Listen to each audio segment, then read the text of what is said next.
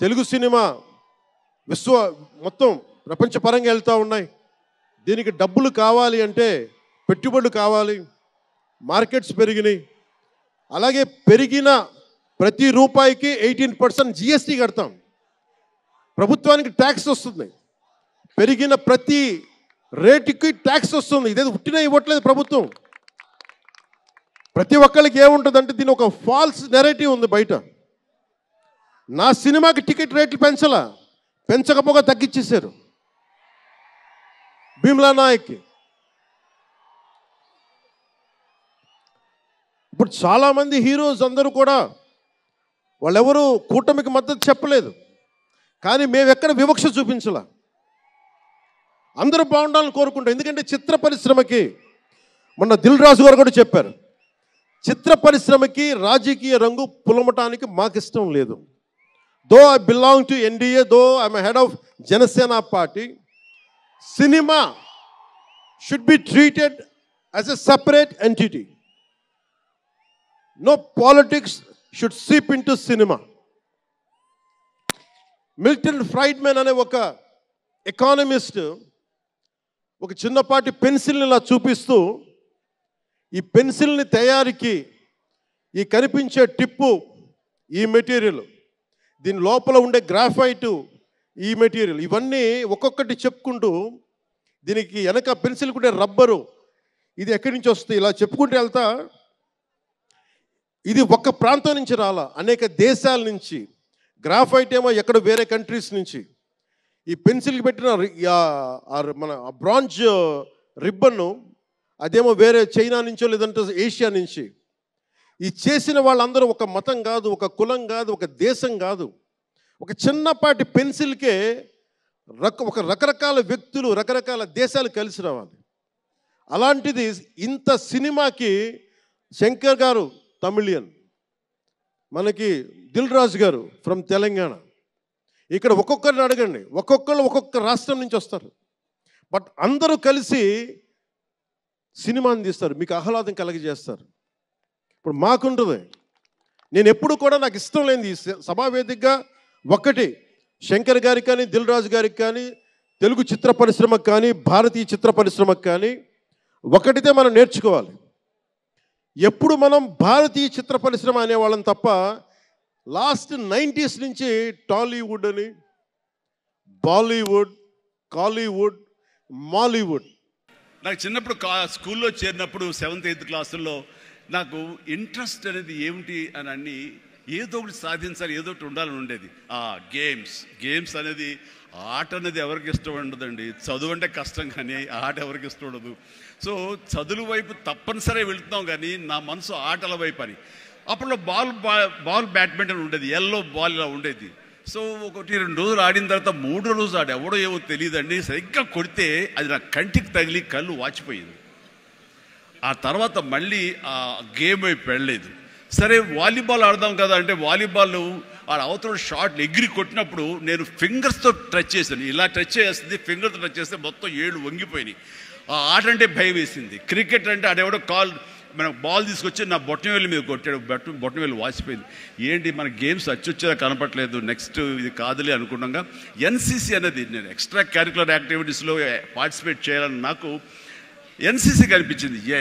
NCCలో ఒక క్రమశిక్షణ వస్తుంది అండ్ ఎక్సర్సైజ్ ఉంటుంది, డిసిప్లిన్గా మనం ఇది అన్వయించుకోవచ్చు, అలవర్చుకోవచ్చు అనే ఉద్దేశం దాంతో చేరిన నాకు కాలేజీ డేస్లో బీకామ్ చదువుతుండగా ఫస్ట్ ఇయర్లో ఒక cadet of NCC, naval NCC, navy NCCలో నేను చేరినప్పుడు ఒక క్యాడెట్గా చేరాను. నెక్స్ట్ ఇయర్ పెటీ ఆఫీసర్ అయ్యాను. ఆ తర్వాత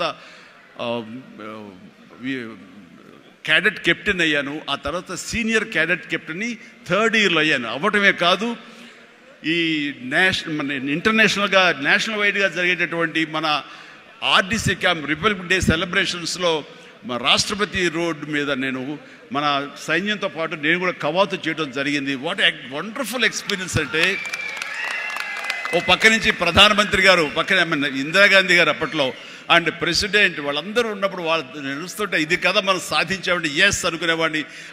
9 క్లౌడ్లో ఉండేవాడు అనమాట, క్లౌడ్ 9లో.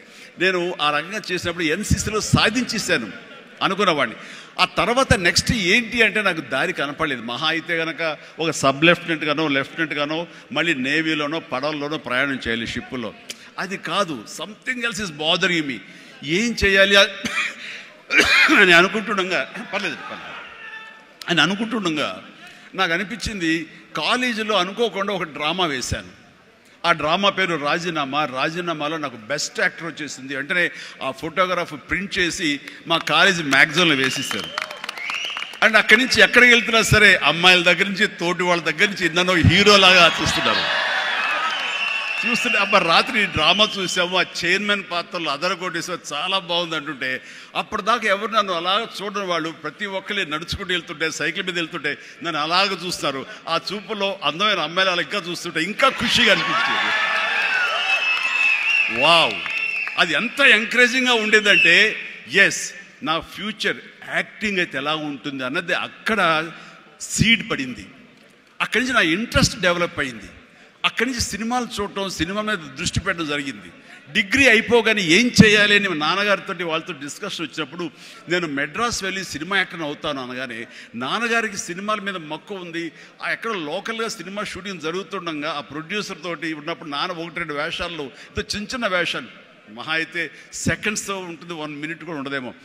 ఏ సెంటర్గా నాకు ఇది ఎందుకు చేయకూడదు, చెయ్యొచ్చురా, కానీ అది మన ఏరియా కాదు, మనకు ఎవరు తెలిసిన వాళ్ళు లేరు, అక్కడ దిక్కుముక్కు లేదు, నీకు ఎవరు ఆసటగా నిలబడతారు, బాసటగా నిలబడతారు, ఎవరు నీ చేయొత్తునిస్తారు, చాలా కష్టం, ఎక్కడో అన్నోన్ ఫీల్డ్కి వెళ్ళి నువ్వు రాణించగలవా, ఒంటరిగా వెళ్తున్నావు అని అంటే ఏదో గట్ ఫీలింగ్, నేను రాణిస్తాను అన్న నమ్మకం, నేను వస్తాను అన్న నమ్మకం.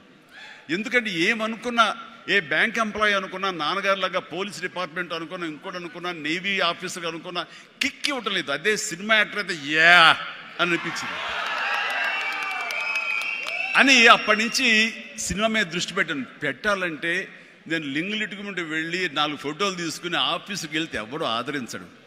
నేను ఒక ఫిలిం ఇన్స్టిట్యూట్లో ట్రైనింగ్ అయ్యానండి, ఆమె ట్రైన్డ్ యాక్టర్ అని అంటే ఎంతో కొంత ఆదరణ ఉంటుంది. రాబో కూర్చొని చేసి టీ అని ఇస్తారేమో అనే ఉద్దేశంతో నేను ఫిలిం ఇన్స్టిట్యూట్లో జాయిన్ అయితే అక్కడ నేను అయ్యాను. ట్రైనింగ్ అయిన తర్వాత అక్కడి నుంచి ఏ ఒక్క రోజు కూడా నమ్మండి, ట్రైనింగ్ పూర్తి అవ్వకుండానే నన్ను నా టాలెంట్ని చూసి ఆయా ప్రొడ్యూసర్లు అప్పటికప్పుడు నాకు వేషాలు ఇవ్వడం మొదలుపెట్టారు. నా ఫోటోలు తీసుకుని ఏ ఆఫీస్కి వెళ్ళలేదు, ఏ ఆడిషన్స్కి వెళ్ళలేదు నేను, బట్ ఒకటే ధ్యేయం ఎస్ అని. ఆ టైంలో అందరూ తెలుసుకోవాల్సింది, మీ వర్క్లో కూడా తెలియకుండా పాండీ బజార్ వెళ్ళేవాడిని ఎప్పుడైనా. అక్కడ వెస్టర్న్ ఇంట్రెస్ట్ నుండి డిస్గస్టెడ్ పీపుల్, ఫ్రస్ట్రేటెడ్ పీపుల్ అక్కడ ఉండే కాఫీలు టీలు తాగేవాళ్ళు.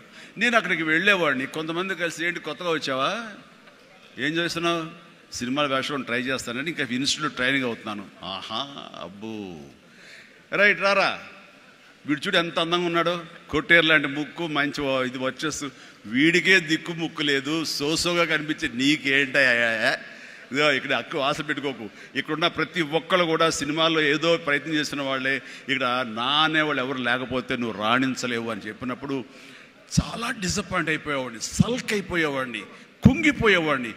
అలాగే రూమ్కి వెళ్ళేవాడిని, ఆ రోజంతా నిద్ర పట్టేది కాదు, నిజమా అనేది. నేను ఏదైతే ఆశలు ఏదైతే మనసులో పెట్టుకుని నేను అవుతాను నమ్మకం ఉందో ఆ నమ్మకం సడిలిపోయేది, బ్రేక్ అయిపోయేది, కూలిపోయేది. అప్పుడు నేను ఒక్కడనే, నాకు ఆంజనేయ స్వామి ఒక్కడే నాకు ఉండేవాడు. ఆయన దగ్గరికి వెళ్ళి ఆయన ప్రార్థించుకోను, ఆయనతోటే నేను కాన్వర్స్ చేసేవాడిని, ఆయనతోటే సంభాషించేవాడిని. ఆయనతోటి నేను ఏది మాట్లాడినా సరే ఆయన నాకు బదులు చెప్తున్నట్టుగా అనిపించేది. నేను ఎవరు వెళ్ళమన్నారా అక్కడికి నెగిటివిటీ ఫీల్డ్లోకి?